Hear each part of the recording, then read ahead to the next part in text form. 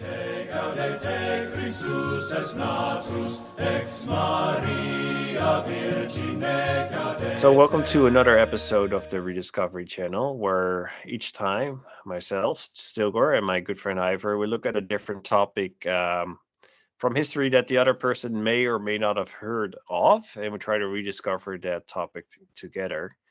And Ivor, this week I want to talk to you about a certain kind of drug that is um, super addictive, and it was part of a big TV show for a while in the US called Breaking Bad. Any idea Tobacco? what? So, yeah, sorry. Tobacco? No, it's actually it's about meth. Oh, Um, okay. I haven't seen Breaking Bad, so that clue didn't help me. me neither, but it was a huge rage apparently. So maybe I should watch it. But I think it's kind of gruesome actually. But so is this topic. Um, so meth is actually stands for methamine, um, amphetamines, and there are different kinds of stimulating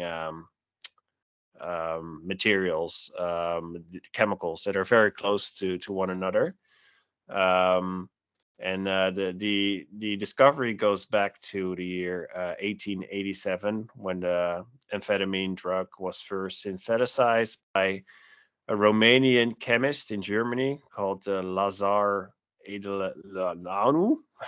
um, but yeah, anyway, he was a chemist. He didn't really see what the use of it was until there was this guy in the U.S.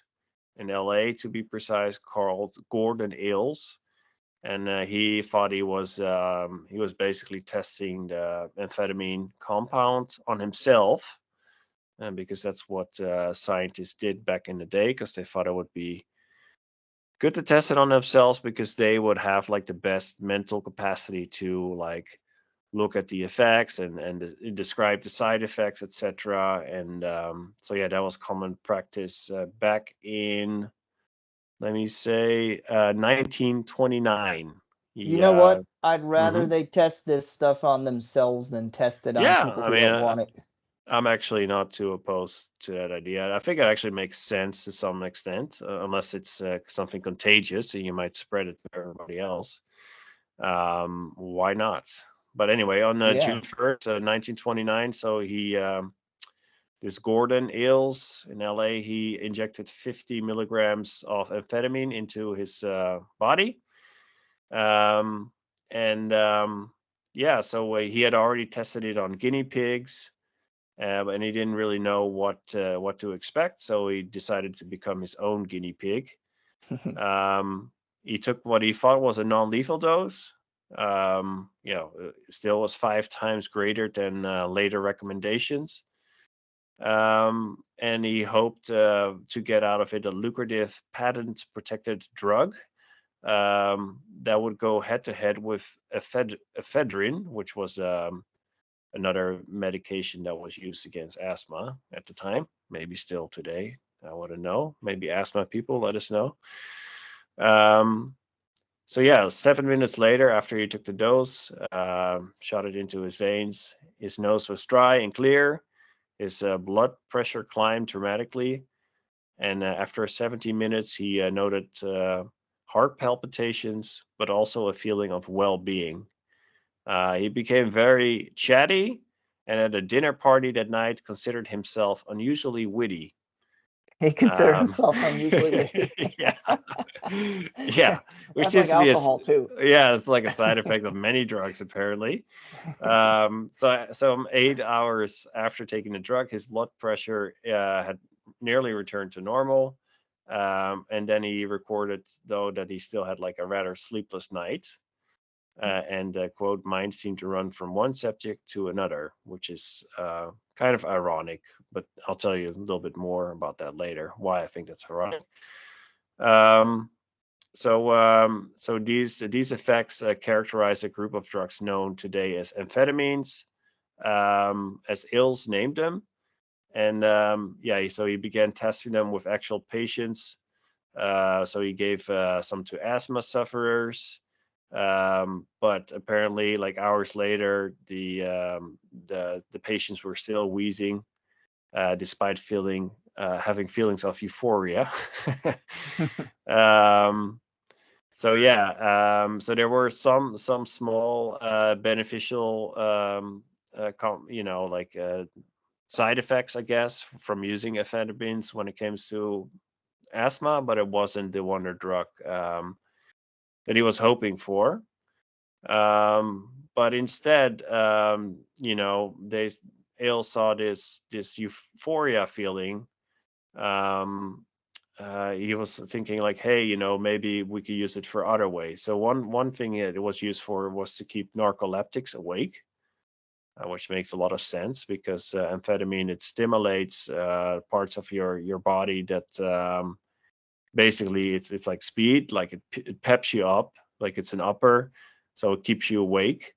And for that, it made a lot of sense. So he patented it, and he later on he sold it to this, or he started to work together with this company called SmithKline in French, pharmaceutical company. But they, like you can use it for narcoleptics, but there aren't that many narcoleptics or people with narcolepsy around. So the market for that is not that big. And they were hoping to find like a large market. So instead, they tried to start marketing it to as a pep pill, like to give you kind of like a pep in your step, to people that were maybe a little bit depressed, um, and also, yeah, people that were having psychological issues. Um, so it started to actually become quite popular. So these pep pills were started to being used by college students in the 30s that wanted to study for overnighters, want to study all night long. And then also amphetamines were used by American soldiers during World War II. Um, and by the way, if you know about the Blitzkrieg that the Germans ran in Europe, uh, that one was basically fueled by amphetamine as well, so by speed. So they had their own version of speed in Germany that they discovered, and basically it allowed those soldiers to keep going and surprise the French because of the speed of their movement, which wouldn't have been possible otherwise, because normally soldiers need to sleep, and these soldiers could basically keep going nonstop. So it's kind of like Captain America super drugs. Um, Except there were some side effects towards the end, but that definitely helped the Germans to win the war, the first part of the war anyway, not the entire war, because they lost. Sorry if I had to. Sorry, going a bit off. Anyway, so yeah, they were also very popular, for example, among fighter pilots and bombers, like UK and US bombers. They would have amphetamine pills with them. And it was quite common for them to use them because they would have to fly like very long time in very difficult situations. And they had to stay awake the whole time. So you had to stay awake, and then amphetamine helped them do this. I had a question, Stilgar. Mm-hmm. Yeah. So both sides were making use of these drugs during World War II. Yeah. So do you think this might have been some of the inspiration for like Captain America and Human Torch, which were invented during World War II as war propaganda? Because Captain America, they gave him a super soldier serum and he got his powers. Although I think actually, yeah, Captain America and Human Torch and Namor were not actually created by Stan Lee or Marvel. They were created as war propaganda during World War II, and then Stanley bought them later, bought the rights to them.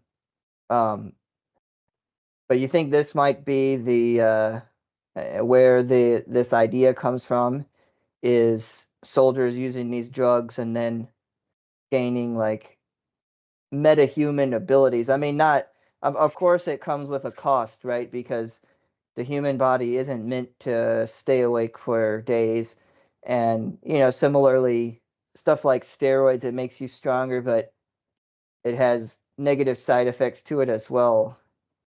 Um, Yeah, and some of the side effects, for example, were deprived paranoia, because your brain is unable to sleep while you're on speed.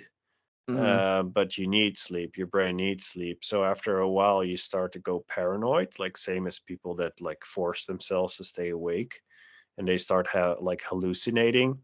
yeah. So there are some severe side effects, and I think that's probably also described in some of these Marvel movies, right, where they start trying testing stuff and things don't go right, and you might have like some failed experiments, for Like example. in Marvel, the superhero stuff, it's like most of the time they always make it look good. Like you usually end up better looking and stronger with like no negative side effects. Every once in a while there's a negative thing, like Ben Grimm turns into a rock monster, but most of the time that's not the way it is, especially like in Silver Age Marvel.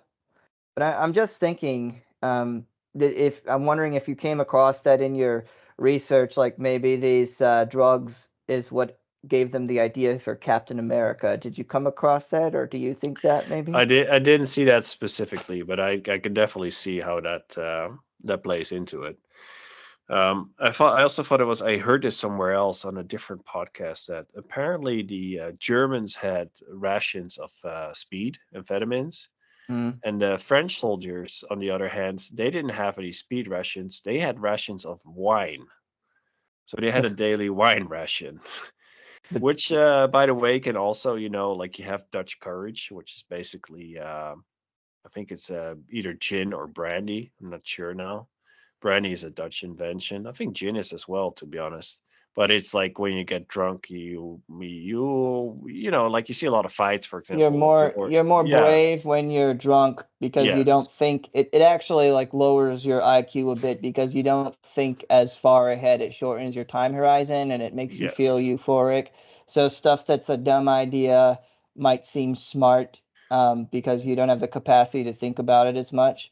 But yeah. I think drinking is a horrible idea. I mean, if anything, it's going to slow your reflexes down. Well, Um, and drinking and has the side effect that it makes you fall asleep. right, So that where yeah. the soldiers were like sleeping, the French soldiers were sleeping while the Germans were, like cozy on their wine. While the The Germans Germans were, were taking hard yeah, stuff to make them yeah, more. ramped up on speed, and that's how they invented techno music. No, I don't I know. mean, it could be actually, yeah.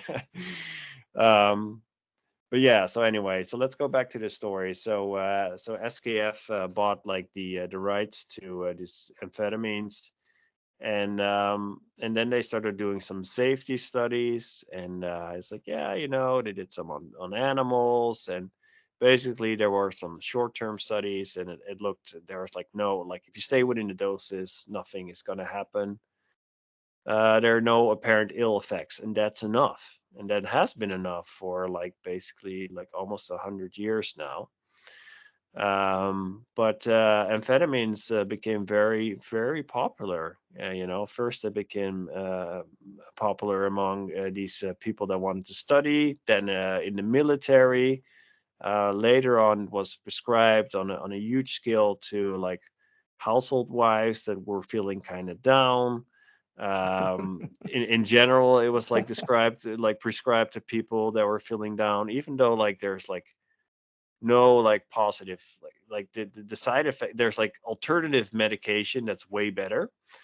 But this is very easy to make, and nobody was really looking at like, okay, what are the potential side effects, and one of the side effects is that it's actually very addictive. amphetamines. So people that start using amphetamines, they become addicted quite easily.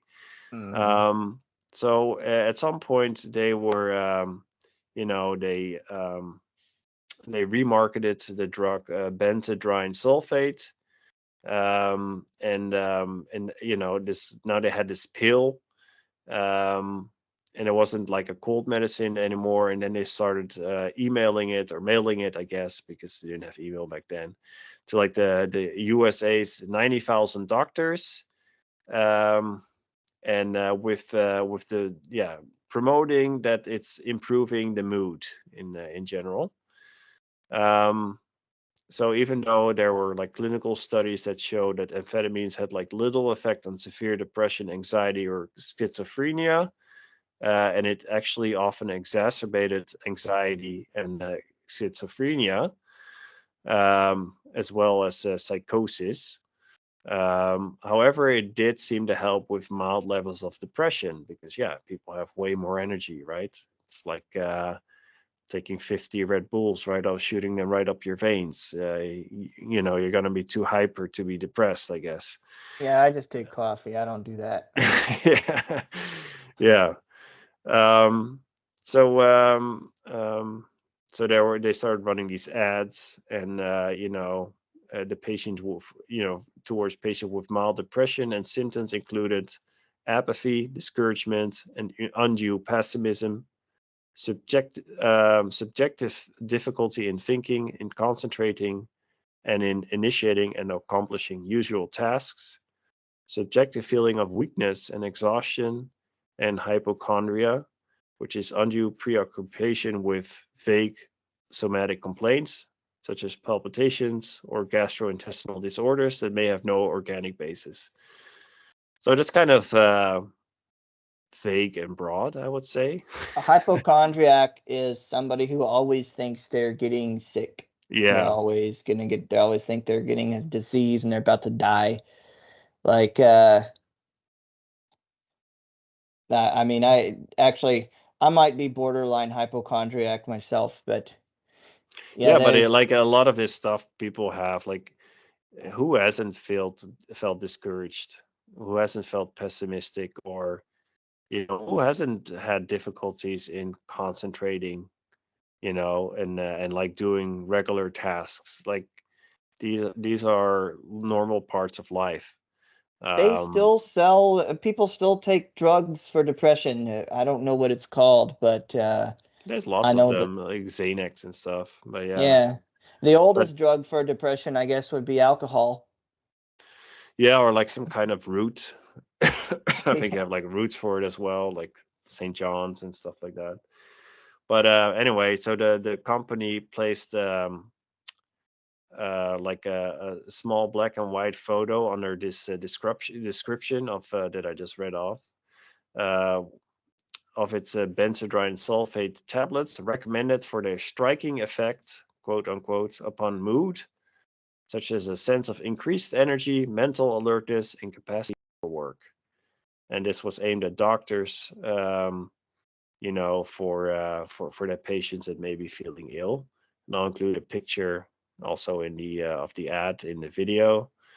Um, and then they also had some that combined amphetamine with barbiturates to control both mood and weight. And I have an ad for that as well.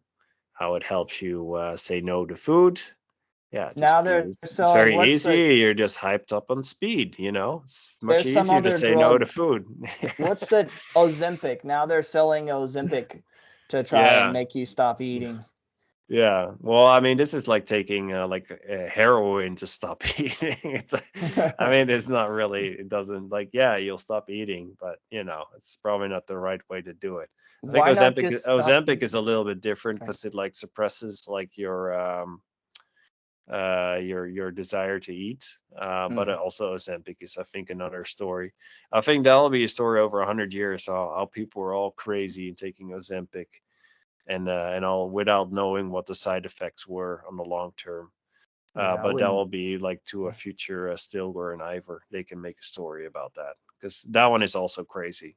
Maybe Like we can there's make a story about it next year.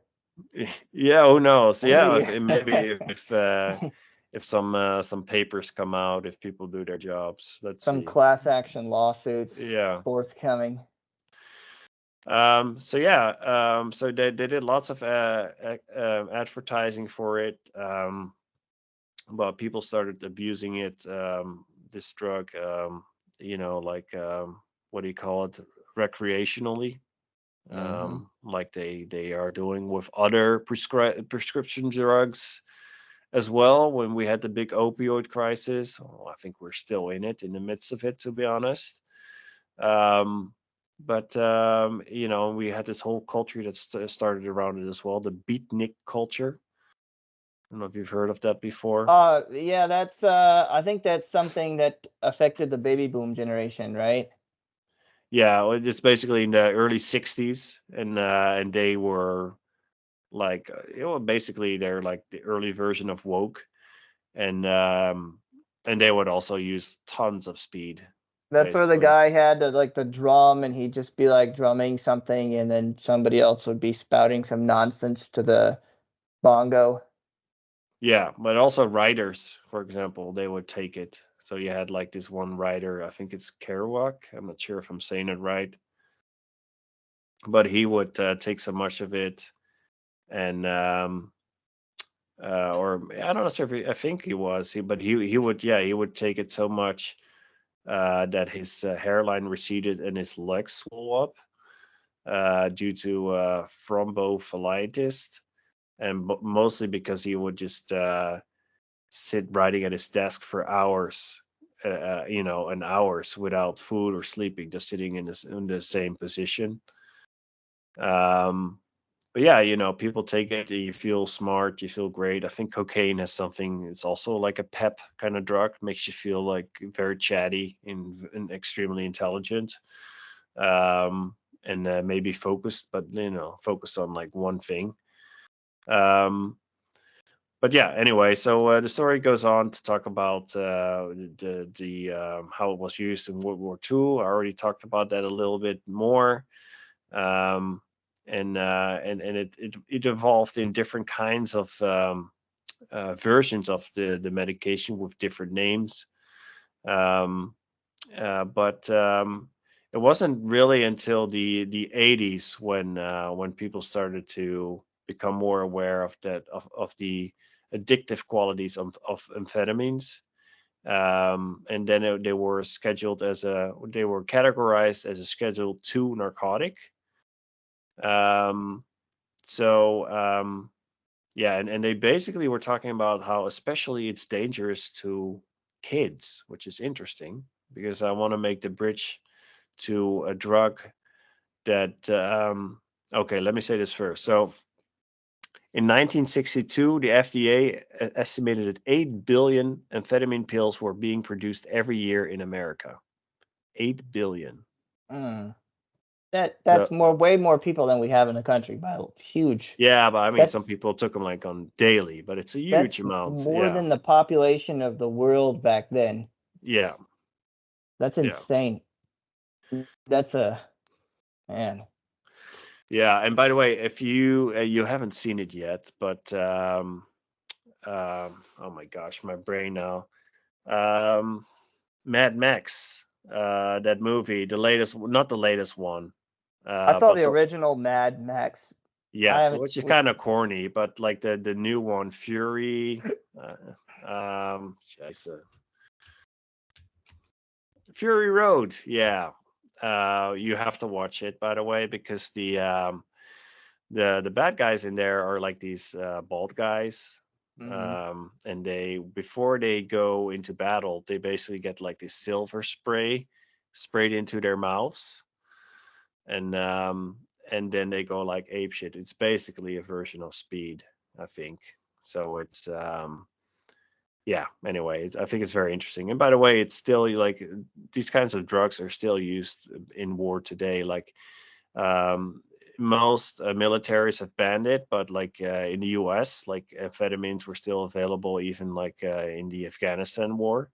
Not Hmm. that it helped, but like also I've also heard, for example, that ISIS and these kinds of groups, they will use them because it makes you feel invincible, and people will go crazy. They'll basically go um, scheisse. Jihad Yeah, mode. yeah, or whatever is the Viking name for that again? If you go Berserk. Vikings would go berserk, berserk. yeah, But they'll go actually, berserk. Stilgar, I heard there was a genetic component to the berserker rage that the Vikings had. Like Ah, it exists it's more concentrated in certain populations than others. Like it has to do with and maybe we could address this as a topic at some point, but it is called berserker rage. And yeah, some people have it where like they get either too angry or too frightened, and it's kind of like Hulk, where he turns into something else. But they don't actually turn into something else, but it's kind of like something else takes over and their higher intelligence just kind of shuts off, blinks out, and they have greater strength, speed, higher tolerance for pain. yeah. Um, so that is that's where that comes from. That maybe that's something we should look into as well. I suppose you could, if there's a potential for that genetically, then it's probably something that could be augmented or recreated with drugs. Well, maybe, but let's go back like with this genetic part of the story, because actually I want to make a bridgeway to ADD and ADHD. Okay. Or I guess ADD is just a form of ADHD, so I'll just Yeah. use ADD. I think right now, actually. No, ADHD is a form of ADD. Okay, all right. Yeah, Well, ADD is attention deficit disorder. ADHD is attention deficit hyperactivity disorder. yeah. Okay, People so with let's ADHD have more energy. let's use ADD for to keep it simple. So Okay. that one is like when you're having troubles focusing, and like at some point, like I said, amphetamines they became out of vogue because of there was all these stories about these speed freaks that turn into zombies and they'll do crazy things. Mm, And of course, you also have similar things with meth, which is also a form of amphetamine, which is more destructive on the body. That was a huge thing in the early O's and 2010s with Breaking Bad. It has a side effect of where you lose your teeth. You get all these scabs in your face and things like that. Highly addictive, chemically closely related. It's a version of an amphetamine, but ADD is this disorder, this attention deficit disorder, that has become more in vogue in recent years. Although, if you look throughout history, there are some mentions of people having a hard time focusing, even in Greek, early Greece, where people were having issues there. Um, but the amount of people that are being diagnosed with ADD is going through the roof in recent years. yeah. And there's like they're talking about, okay, ADD, we think it's something genetic, but I found a study, I'll include it in here as well. There has never been any way. Okay, there are no specific cognitive, metabolic, or neurological markers, and no medical tests for ADHD because of uncertainty about definition. Um, so they have epidemiological studies produced hugely differing prevalence rates from 0.5% to 26% of children. Um, so yeah, so more of 30 neuroimaging study have been published. However, researchers have yet to compare unmedicated children diagnosed with ADHD with an age-matched control group. Um, Basically, they have not been able to find any biological markers for it. Um, the kids that have it, boys are 4 to 10 times more likely to get the diagnosis. Now there's all these articles when I was doing my Yeah. research that, yeah, girls are just not diagnosed it, but they have it. It's like, okay. Um, But where is it coming from? Because they don't know where it is in the DNA. There's no genetic markers for it. And how come it is exploding right now? Because the drug that is described for ADD and ADHD is, have you heard of it? Um, Ritalin. Yes. So Ritalin and Adderall, those two brands. And basically, it's another version of amphetamines, very closely aligned. Hmm. They say it's a little bit more safe, and less addictive, but it's in the same family. And this one article I read suggested that the amount of Ritalin and Adderall used, which are both versions of amphetamines, that in 2005, the combined pharmaceutical use of these two drugs reached levels similar to the medical use of amphetamine in 1969, at the height of the amphetamine crisis. Just as regulators were about to crack down on it then, because it was such a problem. And this is from 2005. And it's only gone up since then.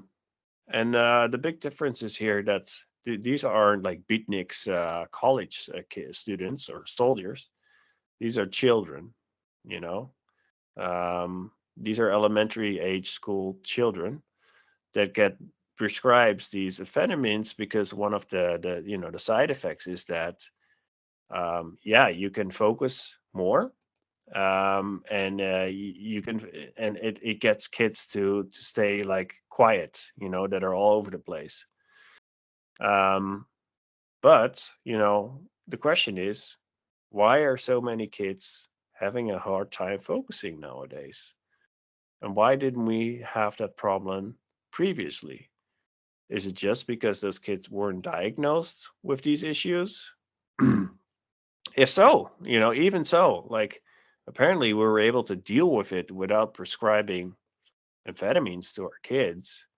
Yeah, Um, I see an article here that's talking about treatments for ADD. It says psychostimulants include amphetamines such as Adderall and methylphenidates such as Ritalin and Concerta. Um, I yeah, I so think that there are actually a lot of ways. Been reading some studies that you can you can deal with ADD and ADHD without prescribing medication, which yeah. goes into behavioral therapy, changing how you study, changing how you set up your day.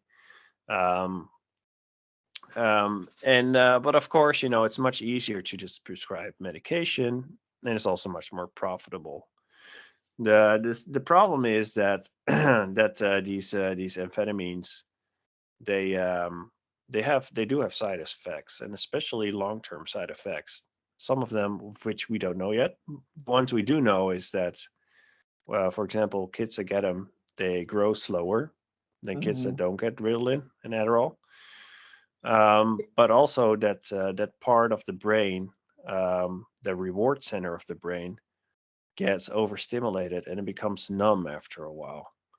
Which means that in the end, later on in life, once you stop using the the drug, let's be honest, um, you need like you're going to be, um, less easy. It's going to be harder for you to be optimistic or be in a good mood, without taking the drugs, because, and some of these kids are taking it lifelong, or for decades.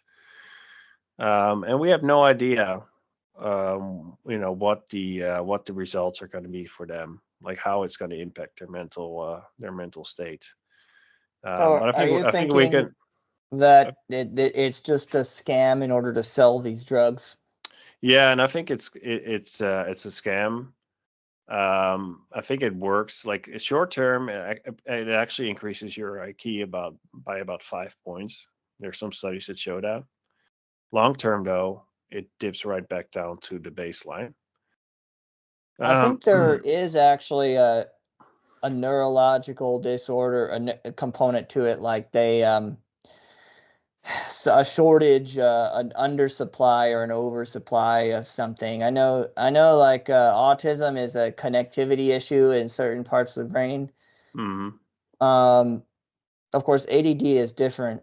Yeah, and the fact that that boys would be diagnosed with it at a much higher rate indicates to me that something is off. Yeah, and 'Cause also that some people have it and they apparently outgrow it. So there are ways to deal with it without medication, and you just outgrow it, which is also seems to indicate that it's not something just um, that's purely based on like a neurological pathways in your brain that's genetic. Um, and then there's probably a genetic component to it, but the degree of which it is, and the degree of which Ritalin and Adderall are the answer, I think should be much more of a debate. And maybe this is a bit similar to my story about lead being added to fuel without like knowing what the consequences are for general society. yeah, I think this is a similar story because there's a mental health crisis out there, and we're just pumping stuff into people without really knowing. Like, okay, actually, why are these kids so having? Why are they having a hard time concentrating? What's the root cause of this? Maybe it's something else. Instead of just medicating them, maybe we should have a look at that.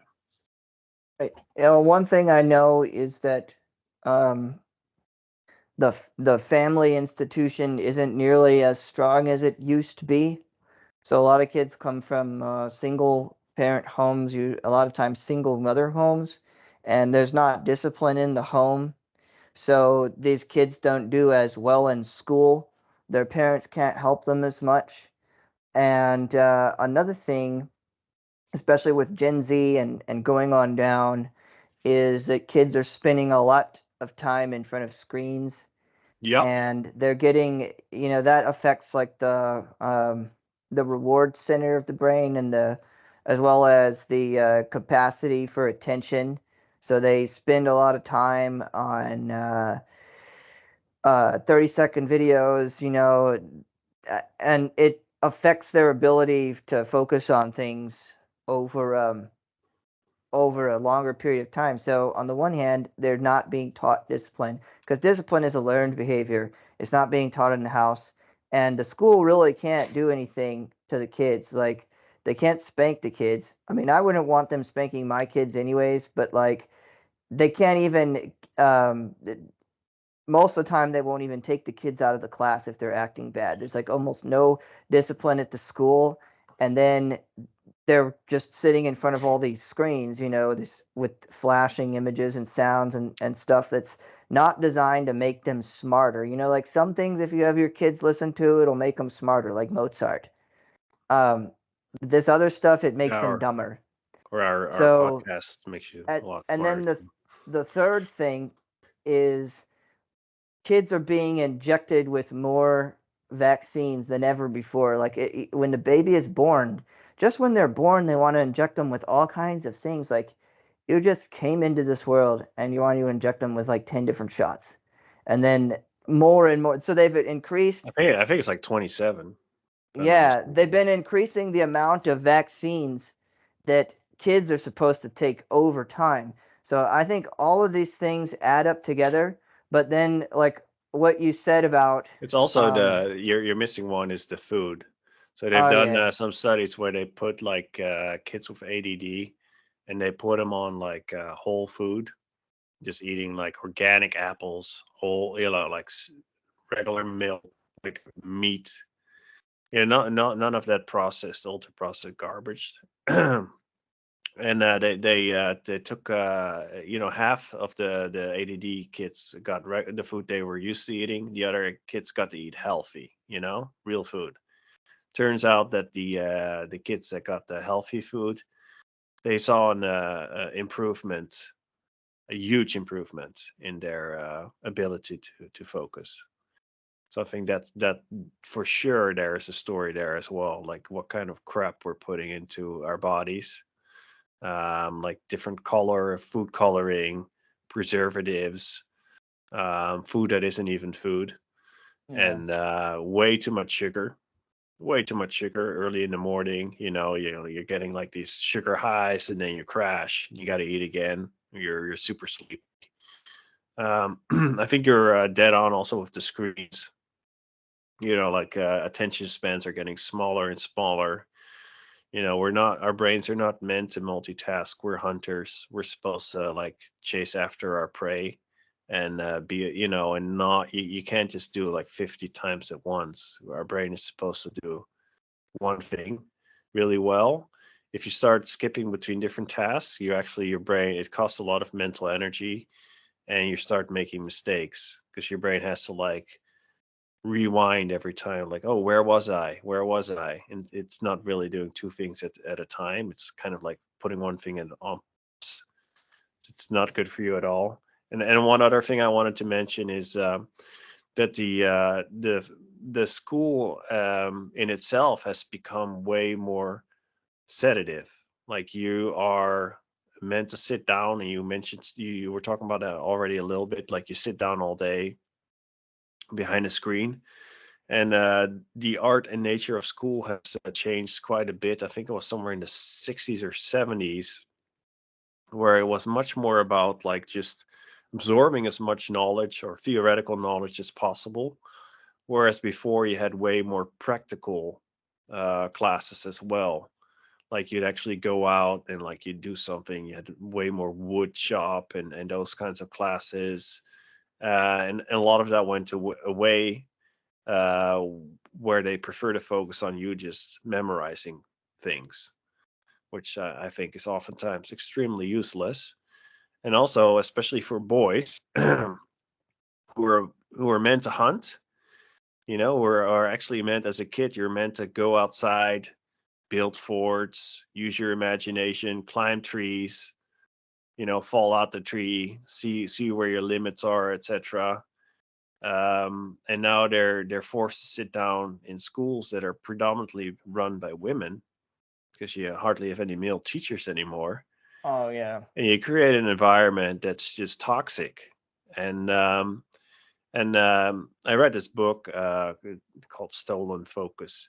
Anyway, the book talks about how some of the drugs like Xanax that we're using today, they are actually used also on like animals in zoos.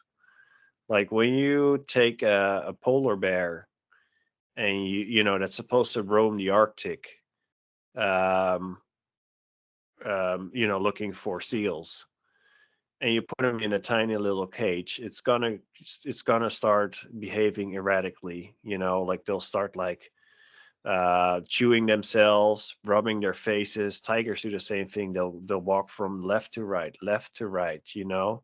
Elephants, same thing.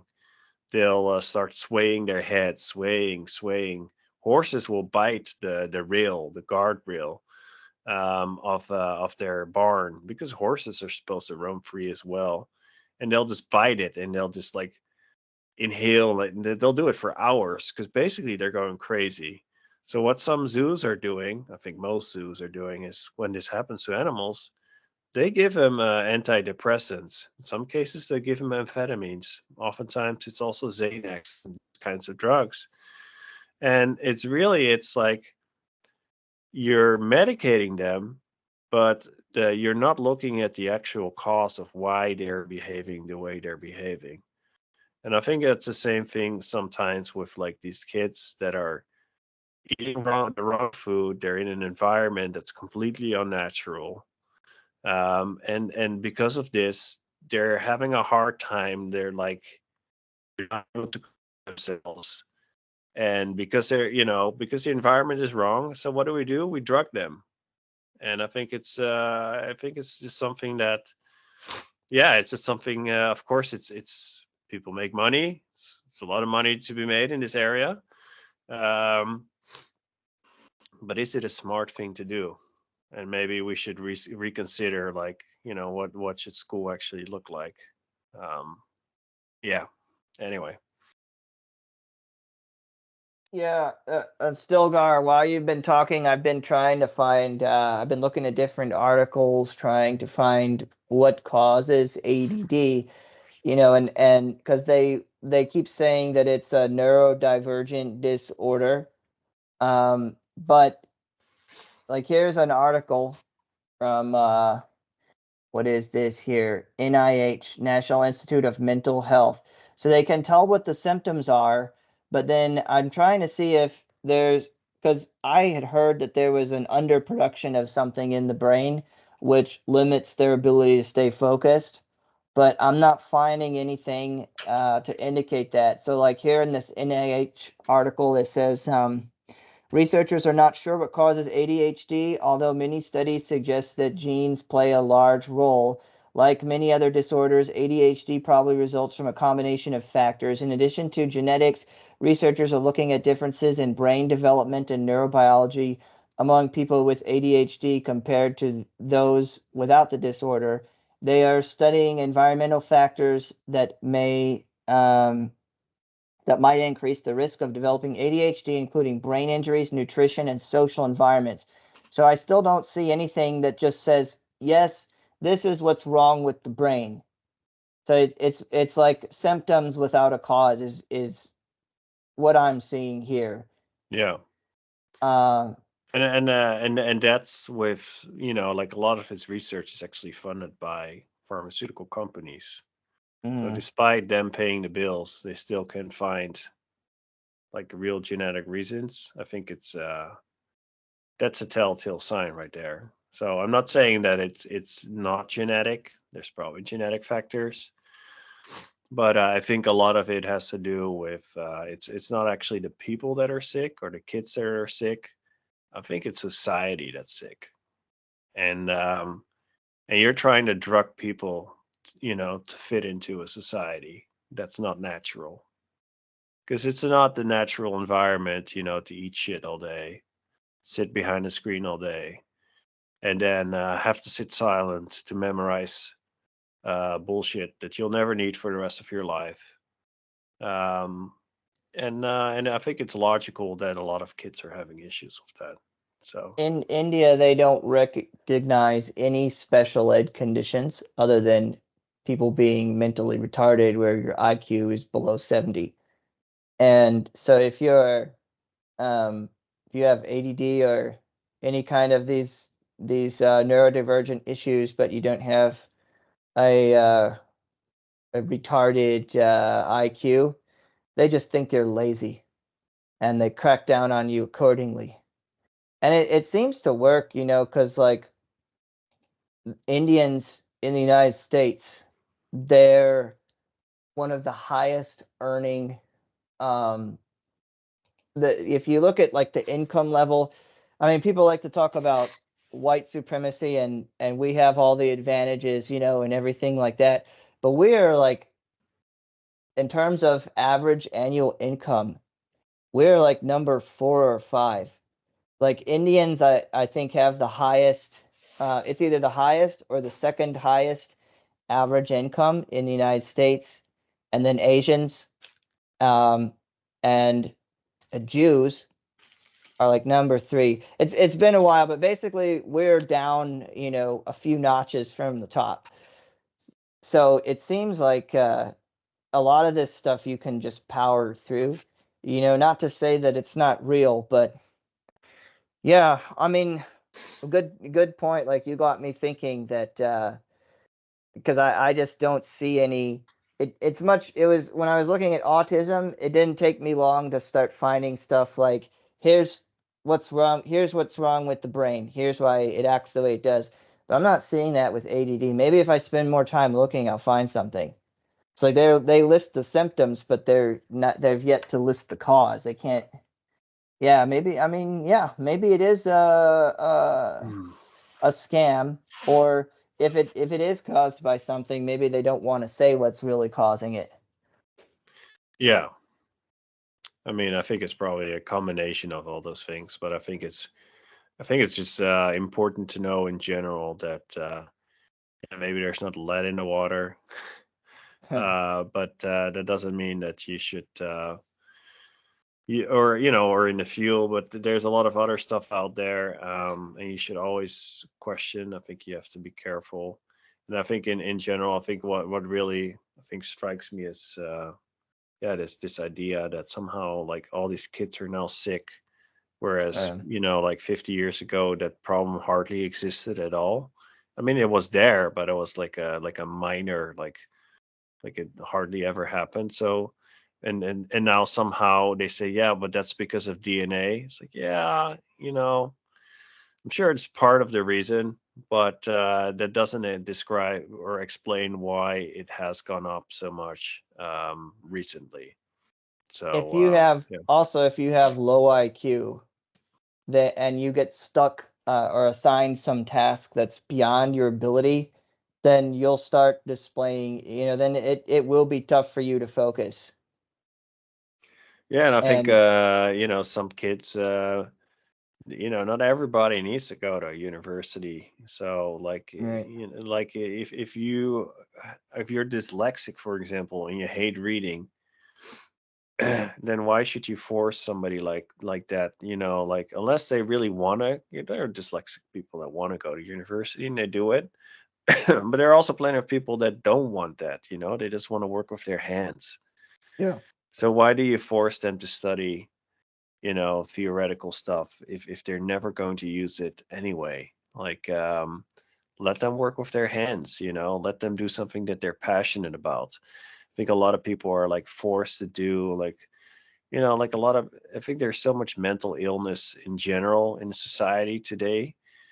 And I don't think it's because necessarily because of us or because of the people, but it's much more so about the environment and the world that we're supposed to live in. And now I'm not just talking about kids, but I'm also talking about adults. Like like there's so many crap jobs, toxic corporate environments, um, and then we have all this, like the social media that we're on all the time. Like we're poisoning ourselves uh 24/7, and it's completely different from like how people used to live just 100 years ago. They would eat real food, they would get zero screen time, they would get lots of physical exercise, and maybe they would read a book at night.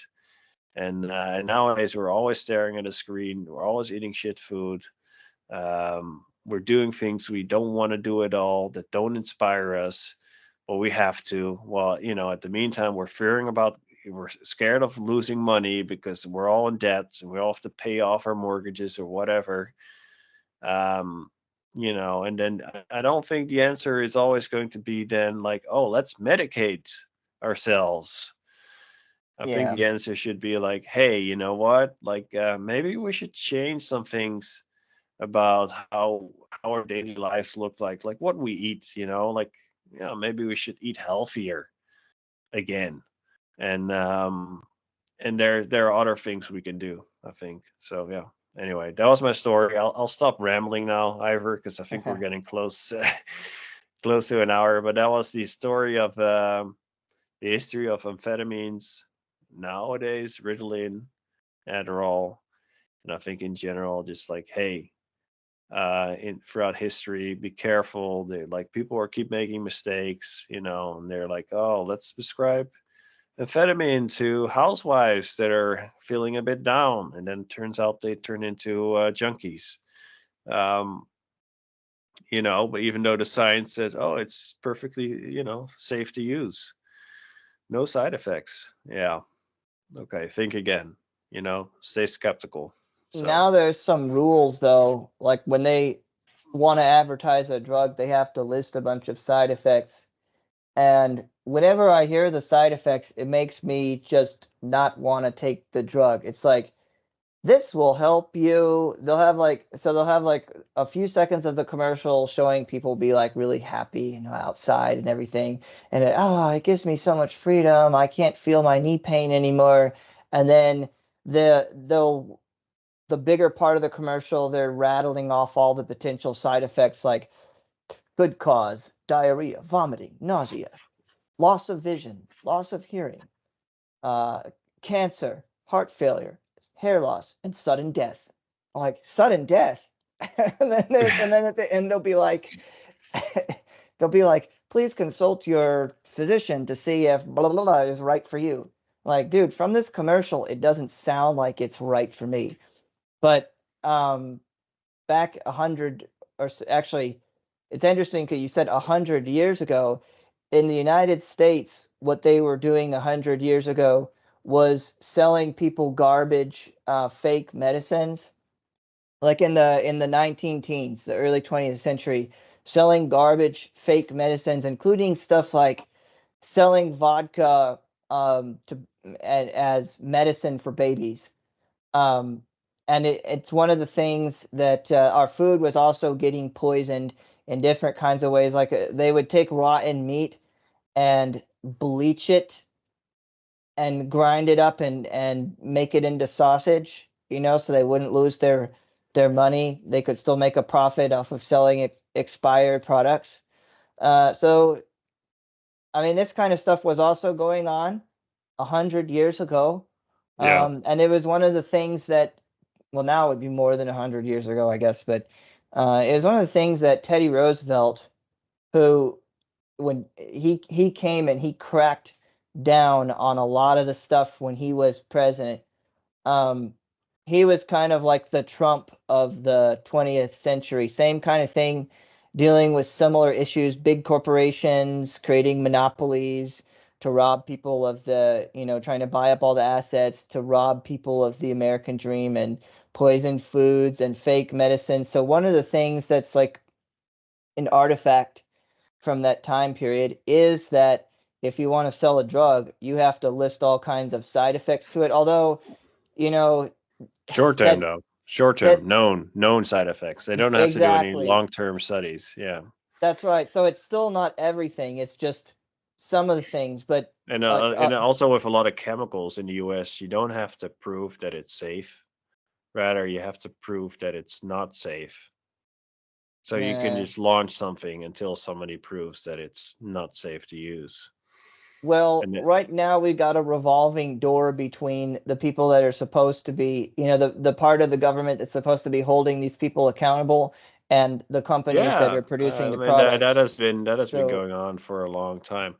Like you need to have term limits on and like times in between. Like if you've worked for the FDA for the next 7 years, you can't work for or 10 years, you can't work for like a drug company or something like that. It's a huge issue.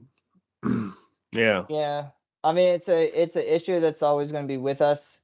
I think even if, Well, it's corruption, right? It's as old as mankind. So yeah, that's that's how why. that's how they buy people like that. You have the same thing here in Europe. Like also with the EU and stuff. Like people do stuff for the EU on a national level because they know then once they quit national politics or their party loses, they'll have a cushiony job in Brussels. So and Mm, it's a similar thing there with the FDA and drug companies. So yeah, that's yeah. why we need everybody to be vigilant and not to trust them, not to trust too much. Like, don't assume anybody's good intentions or good character. Just find out for yourself. Think for yourself. Read. Don't be afraid to read. You know, um, like LeVar Burton said, you don't have to take my word for it. It's in a book. Take a look. So, Yeah, and get off social media. Like it's good for some to some extent, but like limit your time. There's so many people that are pissing away like hours and hours of their and it's like content where they're just going from one video to the next. And then don't watch stupid stuff. But yeah, I like think but also your brain is supposed to focus. Your brain is supposed to stay focused for longer periods of time. So right. if you're just going from one thing to the next, like that's you're You're, training your brain to basically to well, fail in life and yeah. to because anything that's worthwhile will take longer will take you focusing for a longer period of time. And if you just get like the dopamine shot for every like 3-second TikTok video, you are training your brain and rewiring it for similar to like these people that were speedheads. Like you are rewiring it to get dopamine shots the whole time, and you're gonna it's not gonna do you good. You're gonna need more and more dopamine to feel happy. And it's not what we're designed, as people, how God designed us to live. We're not supposed to sit hours on our phone and watch TikTok videos. Guess what? That's not. Spending hours watching 30-second videos. Yeah, It's gonna like you're supposed to work towards a goal or have some kind of ambition. Anyway, read a yeah, book. read a book, go to the gym, go for a run, But one thing about go to social church. media where Yeah, maybe I would push back against you a little bit is I do think it's an important means of communication for sharing information with each other. Like that's how we yeah. were Oh, able if to get around the mainstream media, for you sure, know. for sure. But But you don't get rage baited into spending hours. Like watching stupid stuff, I'm on X, I'm on Twitter, but yeah. like sometimes I'm on there for like an hour, and like, did I really learn that much more in the last, let's say, 40 minutes versus the 20 minutes I was on there? No, because what you do is you start watching the news, you get some interesting updates. Maybe Elon posted something, maybe Trump posted something. Yeah, you get some interesting stuff. And before you know it, you're just looking at cat videos, or who knows what, or it's the same old thing over and over again. So you don't need to be on your phone for hours a day. It's a Yeah, you complete waste of shouldn't. time. Any rate, your phone is going to give you it's got all kinds of radiation, so Yeah, and that's the another government reason is to stay gonna, off of it. and it's training you to be a monkey. Yeah. That you can get an animal to do basically anything with using the food reward system. There's a Mm, scientist that got this pigeon, like, basically to do whatever whatever they wanted. They got the pigeon to do just by giving them food as a reward at the right time. Like it can get very complex, like really complex kind of assignments, and the pigeon would be able to do it. And basically what you're doing when you're on social media to some extent is you are being trained by an algorithm, hmm. where the pigeon gets dopamine, those food rewards every time. You're also getting like those dopamine rewards when you're on there. And it could be used for, by external powers, or just an algorithm, or advertisers, to for you just to piss away like all your time, looking at videos, doing exactly what they want you to do. So anyway, yeah. Yeah. But So, I'm gonna close off the video. all right. Maybe if you liked it, give us a like, share, subscribe. Let us know your thoughts in the comments. Yeah. And other than that, Ivor, I want to say hope you enjoyed it, and look forward to talking to you in the next one. All right. Great.